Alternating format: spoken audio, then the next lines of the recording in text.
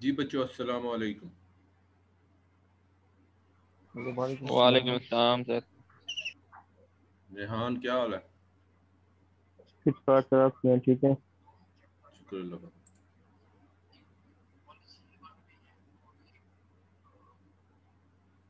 Sir आप घर हैं या कॉलेज होते हैं?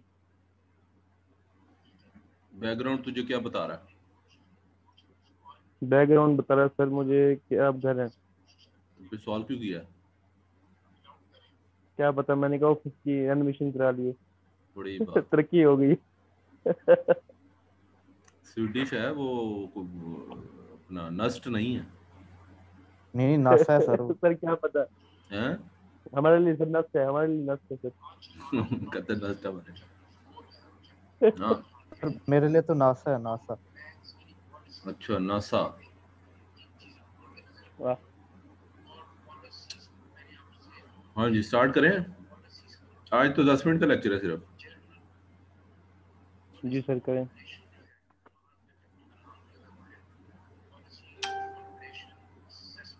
अच्छा जी, बिस्मिल्लाहिर्रहमानिर्रहीम। We were discussing about demand forecast. Once again, I repeat the last miracle we did it yesterday.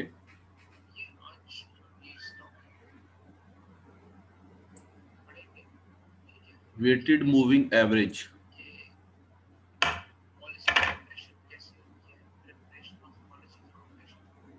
We have three values: 620, 670 and 690, and we are going to predict the fourth one.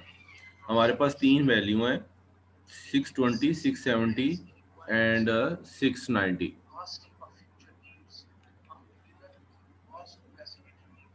तो चौथी value को predict करना है। अब आप कहेंगे चौथी value क्या हो सकती है विदाउट वेटेड मूविंग एवरेज? तो आपने 1 पॉइंट को कंसीडर करना है। आप कहते हैं जी 10% मैं 620 वैल्यू को वेटेज देता हूँ और 0.30% मैं 670 वैल्यू को देता हूँ कि हो सकता है 670 हो, और 0.3 and 0.1 that is equal to 0.4। बाकी 0.60 आप 690 वैल्यू को देते हैं। तो ये एक वेटेड मूविंग एवरेज निकालने का ये भी एक तरीका होता है। बात बिल्कुल 100% आपने बनाना है। तीन वैल्यूज आप ले रहे हैं और तीनों का एडिशन जो है वो 1 के इक्वल आना चाहिए। तो आप पॉइंट, अगर आप कहते हैं नहीं सर 10% नहीं, मैं इसको वेटेज 620 को 20% दूंगा, तो फिर यहाँ आप 622 मल्टीप्लाई बाय 0.2 लिखेंगे और फिर 670 से 0.3 करेंगे और पॉइंट, अगर आप 30% इसको 670 को देते हैं तो 30 और 20 50 हो गया। तो बाकी आप 690 वैल्यू को 50% से वेटेज दे के जो भी 0.5 से मल्टीप्लाई करेंगे और इस तरह जो भी आंसर आएगा वो आप प्रिडिक्ट कर लेंगे। This will be the fourth month over prediction. I will demand for this value. बात समझ आ गई? सबको क्लियर होनी चाहिए बात कि वेटेज आप क्या देना जा रहे हैं उन तीनों वैल्यूज को। 100% करनी है आपने। 20 को बेशक 10% कर लें, 20 को बेशक 620 की वैल्यू को आप 15% भी कर सकते हैं, 0.15 से मल्टीप्लाई कर लें। 670 वैल्यू जो है उसको आप 0.25 यानी 25% वैल्यू दे सकते हैं। तो 25% और प्लस 15% ये 40% हो गया, और फिर 690 को कुछ भी आप वेटेज दे सकते हैं। ये प्रिडिक्ट करने का एक तरीका होता है कि जी तीन वैल्यूज हैं, चौथे वैल्यू क्या हो सकती है कि मैं कितनी डिमांड करूं। तो आप पिछली तीन वैल्यूज को परसेंटेज पॉइंट ऑफ व्यू से 100% बना के and you make the decision कि जी this will be the fourth one और माय नेक्स्ट मंथ प्रिडिक्शन। ठीक है जी, इसको हम C1 और D1 कहते हैं। C1 आपका जो D1 डिमांड और C1 कैश की वैल्यू कितने परसेंटेज से आप दे रहे हैं।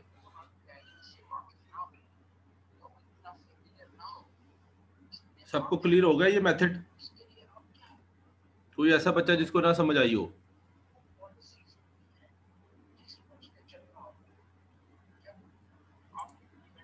There are 32 participants and only 17% mark their attendance only. बाकी जो है वो सो रहे हैं। आप प्लीज सब, बाकी सब जो है आप, अच्छा ठीक, अटेंडेंस मार्क करें प्लीज साथ साथ।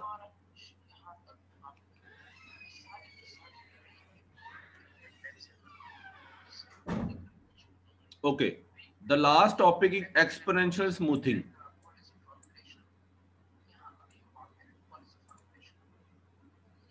The second last, sorry, the second last exponential smoothing. Look at this example: monthly demand figures for a product from July 1994 to December 1994. 503, 484, 460, 565, 580, 615. From this chapter, in the final exam or in the midterm exam, there will be a consist of only numerical 10 marks. No theory question from this chapter.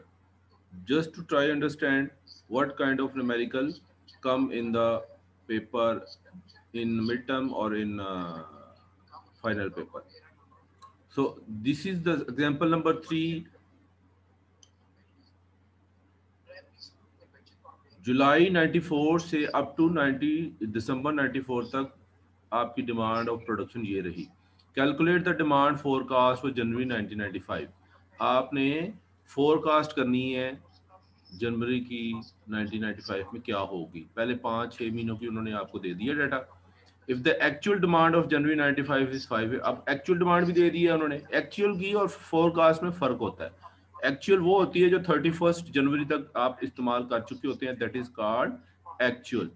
और demand forecast वो होती है जो कि आप 1 जनवरी में start, you are just going to start that kind of month and you have no idea कि जी how much quantity I will use, that would be my demand. So actual demand वो कहता है जी 580 है, 5-6 महीने की उसने पहली प्रोडक्शन दे चुकी है. और what will be the demand forecast for February 1995. अब वो डिमांड फॉर फोरकास्ट 95 भी पूछ रहा है और डिमांड फोरकास्ट फॉर फरवरी भी पूछ रहा है. They have only 2 questions.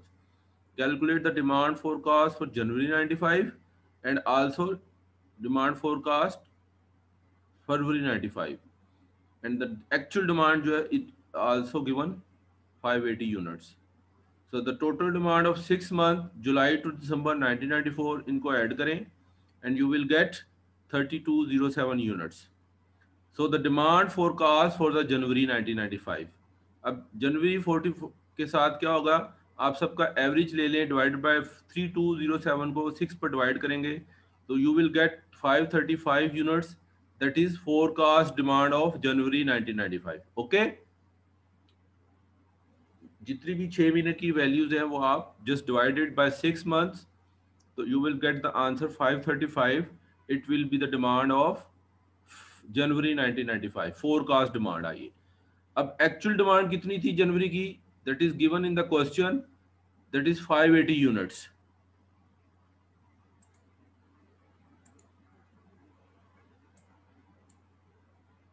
Now the demand in the February,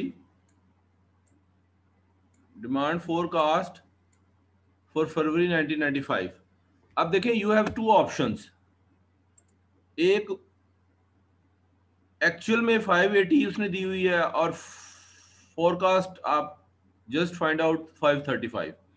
You forecast 535 and the actual demand at 580.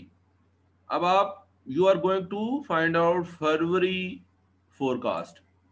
तो अब आपने उसने इसमें क्वेश्चन में 0.2% उसने 580 को दे दिया, ये 20% उसने चांसेस दे दिए हैं कि जी 20% चांसेस हैं 580 फरवरी में होने के, और 535 के जो है वो 0.8 से मल्टीप्लाई कर दिए. 0.8 का मतलब यानी 1 माइनस 0.2 करेंगे तो 0.8 ही आएगा. अब 100% बनाना होता है, 80% उसने फोरकास्ट को दे दिया वैल्यू और एक्चुअल को उसने 580 को दे दिया. It's up to you what kind of decision you will take in the real sense कि जी आप 20% किसको दे रहे हैं और 80% किसको दे रहे हैं. तो ये 580 multiply by 1.2 you will gate 116 plus 535 multiply by 0.8 you will get 544. So this is the forecast demand of February. Very easy, no difficulty.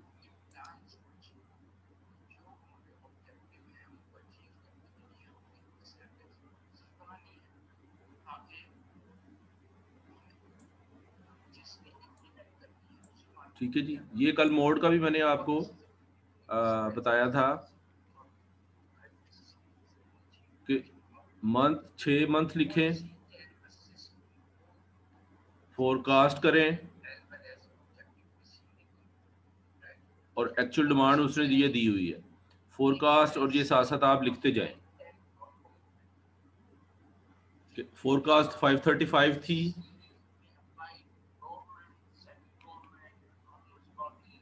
544 थी, लेकिन एक्चुअल डिमांड खर्च कितनी हुई 580। आपने फोरकास्ट फरवरी में की 544, एक्चुअल कितनी डिमांड खर्च हुई 560। इसी तरह सिमिलरली रिमेनिंग डाटा है, तो डिफरेंस आप साथ साथ लिखते गए। इसको मोड फॉर्म में लिखना है, -45 का डिफरेंस, -45 इंडिकेट्स कि आपकी फोरकास्ट कम रही, डिमांड एक्चुअल में ज्यादा हुई। -16 mean the difference between forecast and the actual demand shows us कि आपकी ये फिर कम रही, आपने फोरकास्ट फिर इस दफा कम की थी। +17 इंडिकेट्स आपने थोड़ी सी इस दफा फोरकास्ट ज्यादा कर ली, 547 आपने फोरकास्ट की लेकिन एक्चुअल डिमांड 530 हुई। तो रियल लाइफ में भी ऐसे ही होता है। और आप जब डिफरेंस को इकट्ठा करके डिवाइड बाय 6 करेंगे, यानी मोड फॉर्म में मीन आप you will not take consider to minus और प्लस, सबको ऐड करें, 6 पर डिवाइड करें एंड 24.8 यू विल गेट। तो 24.8 का मतलब क्या है, ये एवरेज आ रही है, फर्क आ रहा है आपका 6 महीने जो भी आप डिमांड करते हैं उसमें 24.8 का फर्क आ रहा है। तो अब आप जो भी फोरकास्ट करें वो कहता है जी ऑलमोस्ट 24 उसमें ऐड कर लें। तो कई तरीके होते हैं निकालने के। Regression analysis, it is the last topic of the forecast demand. The total requirement of battery for the past 5 years in million. अब ये एक बैटरी की कंपनी है, मैं फिर दोबारा रिपीट करने लगा हूँ। There are 38 participants, only 29 participants mark their attendance, 9 students still don't mark the attendance in the chatting area. जो लोग ज्वाइन कर चुके हैं प्लीज अटेंडेंस लिखें। कल एक बच्चा, मुझे रेहान को पता है कि मुझे कह रहा था जी कल मैं प्रेजेंट था और मैं लिख नहीं सका। मैंने रेहान को कहा जी इसका जवाब दो फिर। If anybody do not type और write his roll number in the chatting area will consider as absent student. Okay, एक बैटरी की कंपनी है, वो 1.45 millions, 1.68 millions, 1.98 millions, 2.26 millions batteries की रिक्वायरमेंट है। ठीक है जी, 5 महीनों की। The corresponding numbers of registered vehicle is 0.36, 0.41, 0.47, 0.3। अब ये दो चीजें इकट्ठी आ गई हैं, एक तरफ बैटरीज हैं, एक तरफ रजिस्टर्ड व्हीकल है। देखें, गाड़ियां जितनी भी हमारे इंडस्ट्री से निकलती हैं उससे ज़्यादा बैटरी यूज़ होती हैं। 100 गाड़ी निकली हैं तो 100 बैटरियां नहीं बनेंगी, क्योंकि पिछली पुरानी गाड़ियों को भी बैटरी की रिप्लेसमेंट की ज़रूरत पड़ती है, इसलिए बैटरियां ज़्यादा होती हैं। तो नंबर ऑफ रजिस्टर्ड व्हीकल, वही कंपनी बैटरियां भी बना रही है और वही same company are making vehicles. So the first 1 year the quantity of the first vehicle is 0.36 million, million mean 10 lakh, ये तकरीबन 3,60,000 गाड़ियां उन्होंने बनाई। And they also made batteries 1.45 million. The number of registered vehicle in the 6th year is estimate 0.66। छठे महीने वो उनका estimate है कि हमारे पास व्हीकल ऑलमोस्ट 0.66 मिलियन होंगी। Determine the total demand of batteries by regression method. अब देखें, दो चीजें इकट्ठी साथ साथ चल रही हैं। पहली, व्हीकल 0.36 बनी और बैटरीज जो हैं वो साथ उसके 1.45 बनी। दूसरे महीने 4,10,000 गाड़ियां बनी और 16,80,000 बैटरियां बनी, मिलियन की बात हो रही है। तीसरे मंथ 4,70,000 गाड़ियां बनी और 19,80,000 बैटरियां बनी। चौथे महीने 5,30,000 गाड़ियां बनी और 22,60,000 बैटरियां बनी। पांचवें महीने 6 लाख गाड़ियां बनी और पांचवें महीने 25,80,000 बैटरियां बनी। अब छठे महीने वो कह रहा है the number of registered vehicle 6th year, estimate लगाया गया है कि जी 6,60,000 गाड़ियां बनेंगी। अब आप बताएं कि बैटरियां कितनी बनाएंगे। जब आपकी दो वेरिएबल इकट्ठे साथ चल रहे हों, एक वेरिएबल आपको गिवन हो, दूसरा भी गिवन हो, और छठे मंथ का आपको पहला फर्स्ट वेरिएबल बता दिया जाए और आप वो कहता है जी अब आप बताएं, क्योंकि मार्केट में अगर गाड़ियां ज्यादा हो जाती हैं ऑब्वियसली आपको बैटरियों की भी जरूरत पड़ेगी। तो छठे महीने उसने एस्टिमेट किया है कि 0.66 मिलियन यानी 6,60,000 गाड़ियां बनेंगी। तो you will estimate about the batteries how much we need, हमें कितनी बैटरियां चाहिए। तो उसका एक सिंपल फार्मूला होता है, ये फार्मूला आपको याद रखना पड़ेगा पेपर में भी। ये जो क्वेश्चन है एग्जाम्पल नंबर 4, ये लास्ट 5 ईयर से हर साल आता है। वेरी इंपॉर्टेंट 10 नंबर का सवाल है, बस उसमें वैल्यूज चेंज कर देते हैं कई दफा टीचर, या सेम कभी कभी कॉपी कर देते हैं। तो दो वेरिएबल जब इकट्ठे चल रहे हो और दूसरा वेरिएबल फाइंड आउट करना हो और पहले वेरिएबल की वैल्यू गिवन हो, x की वैल्यू गिवन है, y की वैल्यू निकालना है, दो वेरिएबल इकट्ठे हैं। अब जैसे मैं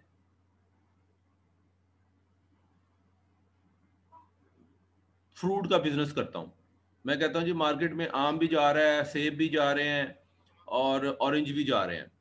तो आप कहते हैं जी मार्केट में मेरे इतने ऑरेंज सेल हुए, इतने सेब सेल हुए इस सीजन में और इतने संतरे सेल हुए।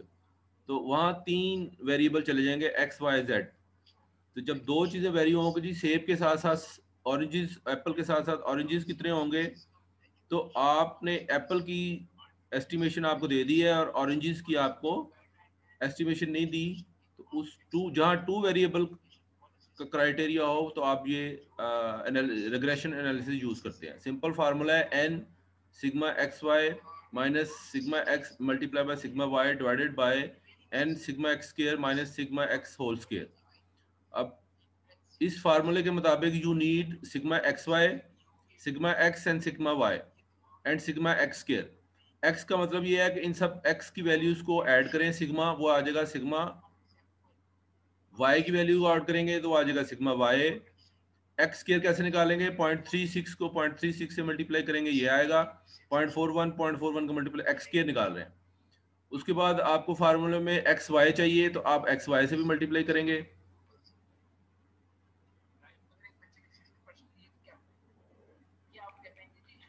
रेहान समझ आ रही है?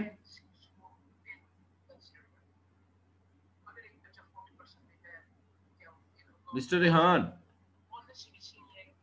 सर। समझ आ रही है? Yes sir. ओके, अब फार्मूला आपको ये रटना पड़ेगा, sigma x y minus sigma x sigma y. देखिए आपको फार्मूले में सिग्मा एक्स चाहिए तो आप इस एक्स की वैल्यूज वन फर्स्ट वेरिएबल को ऐड कर लें।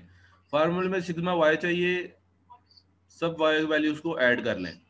सिग्मा एक्स वाई भी चाहिए तो एक्स और वाई को मल्टीप्लाई करके लिख लें, 0.36 multiply by 1.45, 0.41 multiplied by 1.68, you will get in the xy column 0.6888. If you multiply by x 0.47 multiplied by 1.98 and you will get 0.9306 xy। ये सब इस तरह वैल्यू निकाल लेंगे और सबको ऐड कर लेंगे। This is the value of sigma x, this is the value of sigma y, this is the value of sigma x square, this is the value of sigma xy। फार्मूले में just put करेंगे और आपके पास answer आ जाएगा 4.37। The main formula is y is equal to a plus bx। Regression analysis का main formula is y is equal to a plus bx। अब y is equal to b का formula आपको ये दिया हुआ है, this is the formula of b। Main formula is y is equal to a plus bx। b आपने ये निकाल लिया, a का निकलने का फार्मूला ये लिखा हुआ है, sigma y minus b into sigma x into n. Sigma x y का मतलब 9.95 इंटू बी, बी जो आपने यहाँ से निकाला है 4.73 multiply by sigma x that is 2.37 over n, n का मतलब टोटल क्वांटिटी कितनी वैल्यू दी हुई है, 5 डाटा आपने लिया है, इसको वो नेक्स्ट पेज में सॉल्व करेगा जो मैंने आपको बताया है, and you will get -0.252। The main forecast formula y is equal to a plus b x, यहाँ पर आप वैल्यू लिखेंगे, a की वैल्यू 0.2, b की वैल्यू 4.73 निकाली थी, और x की वैल्यू जो आपने प्रोडिक्शन 6 मंथ की जो आपको प्रोडिक्शन दी थी वो 0.66 है, ये दूसरी y की वैल्यू आपने निकालनी थी, and you will gate 2.87 million, यानी आप बैटरीज जो हैं वो 2.87 देंगे। कोई कंफ्यूजन है तो बताएं, बस मेरी तरफ से एंड हो गया, चैप्टर भी खत्म हो गया।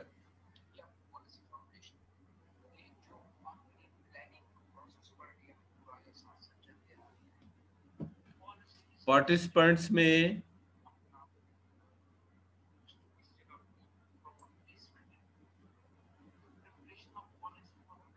औरंगजेब रोल नंबर 56,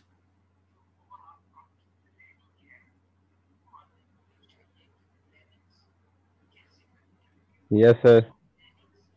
बेटा क्वेश्चन समझ आ गया? जी सर। दो वेरिएबल अगर के चल रहे हो, एक की प्रोडक्शन, एक दोनों का डाटा आपके पास मौजूद हो, जरूरी नहीं है ये बैटरी और गाड़ियों का ही हो।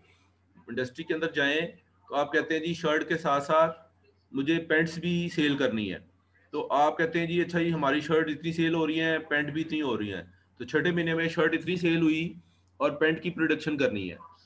इसी तरह जब इंडस्ट्री में एज ए मैकेनिकल इंजीनियर आप जाते हैं तो आप कहते हैं जी बेरिंग इतने डिमांड करने पड़ रहे हैं और साथ बेल्ट की भी डिमांड करनी पड़ रही है, तो अगर आपको बेल्ट एक्स, फर्स्ट वेरिएबल आप बेल्ट ले, वो बेरिंग ले लें और वो कहे जी तकरीबन 0.66 मिलियन बेरिंग हुए थे, तो बेल्ट कितनी, बेल्ट की क्या प्रोडक्शन होगी।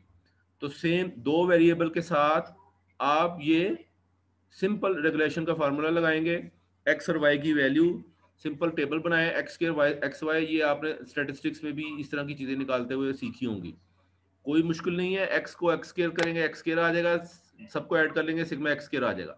एक्स और वाई को मल्टीप्लाई करेंगे, एक्स वाई एक्चुअली है क्या, दो दो डिफरेंट कंपोनेंट्स है जिनकी आप डिमांड्स की कंपैरिजन कर रहे हैं।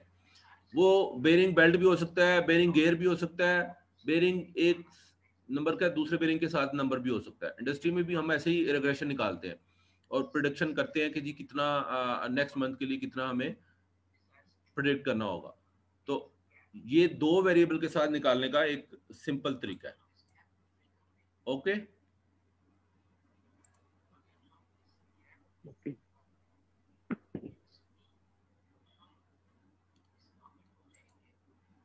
चले एक सेकंड के लिए या 5 to 10 सेकंड के लिए कैमरा ऑन करें, मैं अटेंडेंस ले लूं, प्रिंट स्क्रीन करना है मुझे।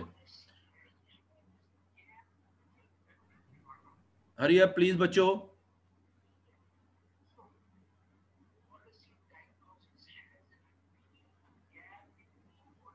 फातिमा आई हुई है, एक ही तो बच्ची है हमारी क्लास में। जी सर। 20 में से 18 बच्चे लड़के भी अगर आप कैमरा ऑन कर देंगे ना तो मुझे उससे कोई कर दिया। आप आपका किधर है, आपका रोल नंबर लिखा हुआ, आपका कैमरा क्यों नहीं ऑन हो रहा? सर 57 रोल नंबर है मेरा। आपका कैमरा नहीं चलता? आप स्पेसिफिक हो ना हमारे लिए। नहीं सर, कैमरा नहीं चलता लैपटॉप का।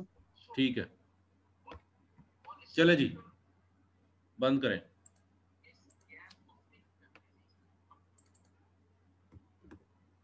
If you have no question, okay, I will say bye bye. Chatting area में आप सब अटेंडेंस लगा दें। दोबारा सर? तो दोबारा नहीं है, कल भी किसी ने दो दो दफा रिपीट किया हुआ था, बस जब एक दफा लगा दिया शुरू में, बस लगा दिया, इट इज सफिशिएंट।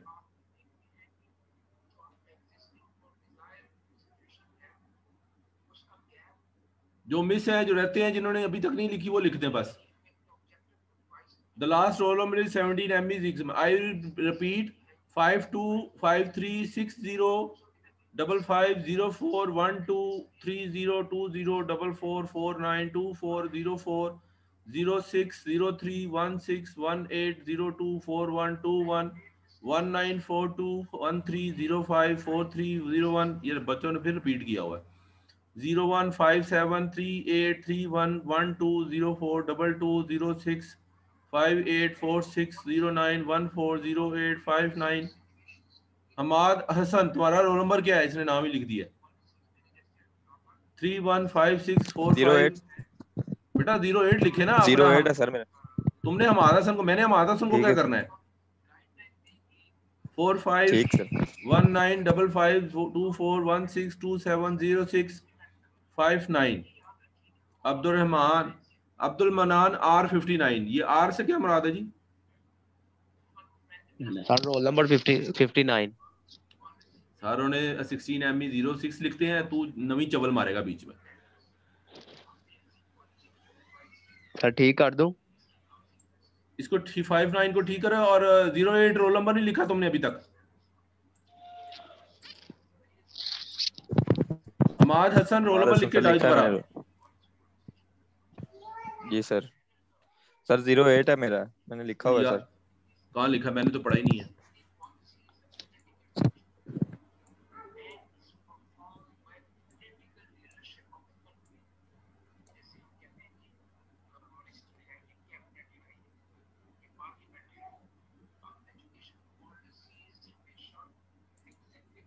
चलो ठीक है।